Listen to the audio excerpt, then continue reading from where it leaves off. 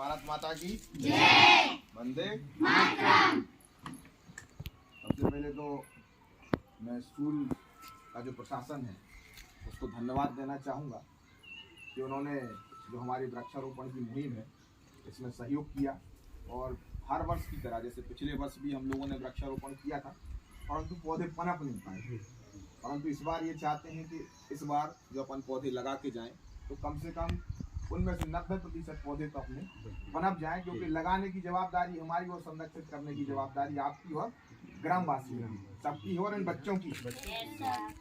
हम लोग जो हर वर्ष वृक्षारोपण करते हैं सिर्फ उद्देश्य इतना होता है कि वृक्षारोपण के माध्यम से पेड़ संरक्षित हो। इसी कारण से इस कार्यक्रम की मुहिम हर वर्ष बरसात के मौसम में चलाती है।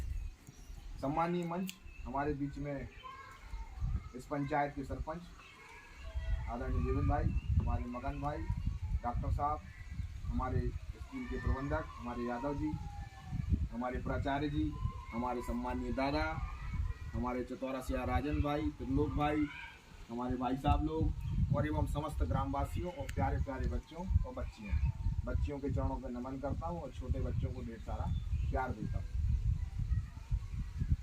अब आप लोगों को सब लोगों ने बताया कि वृक्षारोपण और पर्यावरण का क्या महत्व है।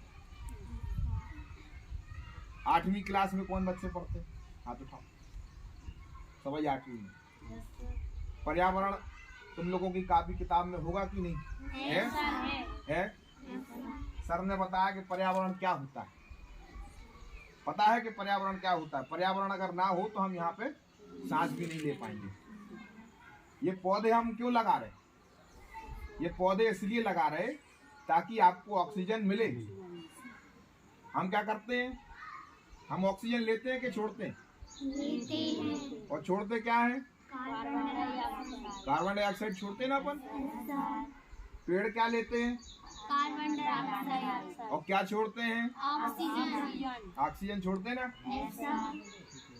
अगर ये पेड़ खत्म हो जाएंगे तो क्या होगा? जीवन नहीं होगा ना। मनुष्य प्रजाति भी खत्म हो जाएगी। इसलिए इन पेड़ों का महत्व उतना ही है जितना इंसानों का महत्व इस धरती पे है। जितना महत्व हमारे जीवन का है उतना ही महत्व इन पेड़ों का है। जैसा कि हमारे संचालक महोदय जी और प्राचार्य जी ने और हमारे स्कूल के स्टाफ ने बड़े डिटेल से आप लोगों को बताया कि हमारे पेड़ों का महत्व क्या है। अच्छा, जो हमें हमारे प्रश्न का उत्तर देगा मैं उसको तत्काल 101 का नगद इनाम दूंगा। ऐसे 3 पौधे बताइए, ऐसे 3 वृक्ष बताइए जो दिन भर ऑक्सीजन छोड़ते हैं और रात को भी ऑक्सीजन छोड़ते हैं। पता है बच्चों? है? और 2 और बताओ। नहीं बता। जो 3 पौधों का नाम बता देगा या फिर 3 वृक्षों का नाम बताएगा उसको तत्काल हम अभी 101 का इनाम देंगे।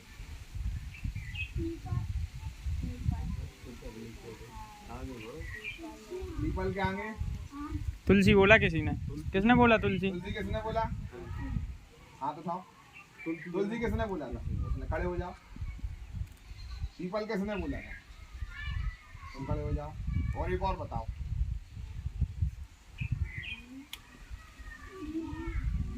खड़े हो जाओ। चलो तालियां बजाओ। तालियां बजाते हैं।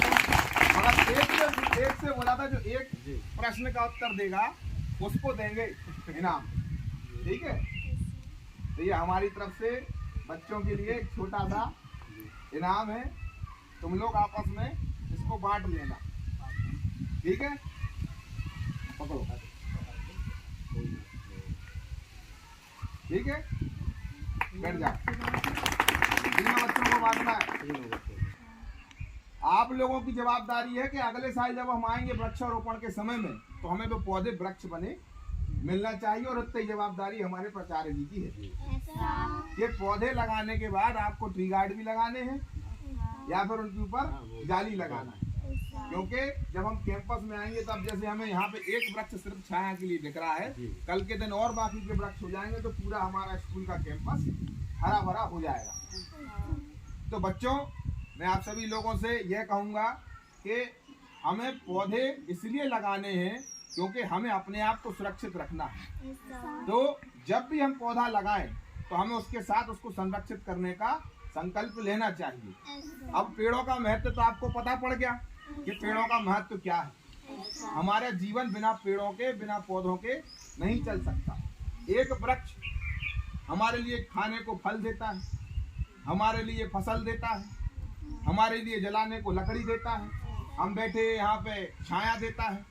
एक वृक्ष हमारे लिए, ये मान के चलो कि लोग कहते हैं कि इस वृक्ष को दर्द नहीं होता जब काटते हैं हम, परंतु वो जो हमको इतना सब कुछ देता है, निश्चित ही तौर पे उसकी पीड़ा हमको महसूस करनी होगी। जब वो कटता होगा तो दर्द भी उसको होता होगा, परंतु हम कहते हैं कि उसको दर्द नहीं होता। आज हम एक गर्मी का सामना कर रहे हैं। ओजोन लेयर के बारे में कितने बच्चे जानते हैं? आभा मंडल में एक ओजोन लेयर है। ओजोन लेयर का काम होता है बच्चों कि जो सूर्य की किरणें आती हैं, जब वो धरती पे पड़ती हैं, तो उन सूर्य की किरणों में जो यूवी किरणें होती हैं, अल्ट्रावायलेट किरणें, जिनसे चमड़ी जलती है। इस मौसम में हमको ज्यादा चुभन क्यों होती है?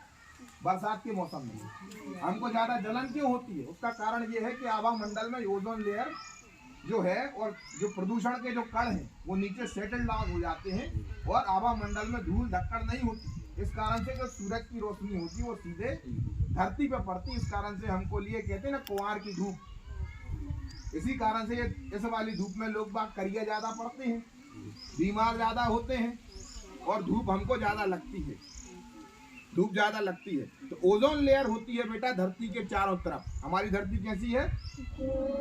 गोल है। एक चारों तरफ एक इसकी लेयर है जो सूर्य की खराब किरणों से हमको बचाती है। और उन किरणों का क्या नाम है? यूवी किरण। यूवी किरण, ठीक। वो उस लेयर में क्या हो रहा है? धीरे धीरे छेद बड़ा हो रहा है। छेद बड़ा होने का कारण क्या है? वाहनों का बढ़ना, प्रदूषण का बढ़ना, पेड़ों का कटना, हवाई जहाजों का चलना, बड़ी बड़ी फैक्ट्रीज का खुलना, प्लास्टिक का ज्यादा से ज्यादा उपयोग होना, मोबाइल रडार का यूज होना। इन सब कारणों से क्या हो रहा है? धीरे धीरे ओजोन लेयर का छेद बड़ा होता जा रहा है, जिस कारण से धरती तक यूवी की किरणें ज्यादा आ रही। और उन यूवी की किरणों को रोकने के लिए सबसे बड़ी भूमिका कौन निभाते हैं? हमारे पेड़। और अगर ये पेड़ नहीं रहेंगे तो यूवी की किरणें हमारी धरती पे ज्यादा तेज आएंगी। और आज आप देख रहे हैं ना, हिमाचल में प्रलय आ गया, अमरनाथ में प्रलय आ गया, वहां पे बरसात बहुत तेज हो गई, ग्लेशियर पिघल रहे हैं। जो हमारे ग्लेशियर है ना नॉर्थ पोल और साउथ पोल में, वो क्यों पिघल रहे हैं? उसका कारण क्या है? उसका कारण है यूवी लेयर में छेद हो जाने के कारण। यूवी लेयर से ज्यादा यूवी किरणें धरती पे पड़ने के कारण से जो हमारे बर्फ के पहाड़ हैं हिमालय पे, वो पिघलना चालू हो गए। इस कारण से बाढ़ आना चालू हो गई है बड़ी बड़ी नदियों में और अन्य जगहों पे। अगर हमको अपने धरती को बचाना है, हमें अपने ग्लोब को बचाना है, तो हमको अपने वृक्ष भी बनाने होंगे, हमको अपने पेड़ भी बचाने होंगे। समझ गए आप लोग? अच्छा, एक और आखिरी प्रश्न है, मैं फिर से 101 का इनाम दूंगा अगर किसी बच्चे ने उत्तर दे दिया। सिर्फ एक बच्चा, ठीक है? प्रकाश संश्लेषण पढ़ा है? हैं? पत्ते हरे क्यों होते हैं? पत्ते हरे क्यों होते हैं? इनमें क्या होता है?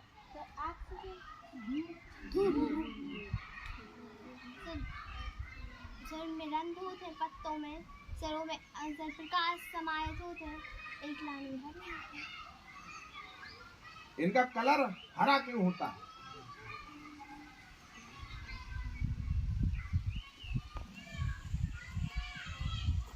बताओ बेटा,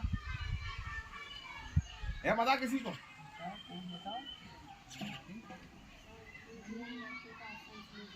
प्रकाश संश्लेषण होता है। कौन से पदार्थ के कारण इनका रंग हरा होता है?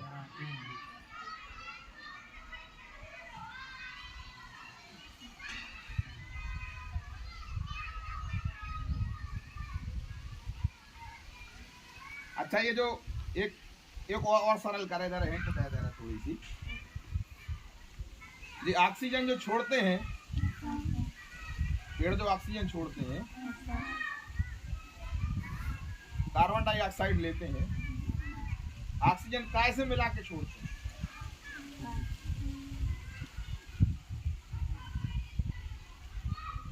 क्या मिलती है? यानी जब ये ऑक्सीजन छोड़ते हैं और कार्बन डाइऑक्साइड लेते हैं, तो कार्बन डाइऑक्साइड के साथ और क्या लेते हैं? पेड़ों पे अपन क्या नहीं डालो तो मर जाते? पानी ना। कार्बन डाइऑक्साइड और पानी मिलता है तो फिर ऑक्सीजन छोड़ते हैं। और पत्तों का रंग क्यों हरा होता है?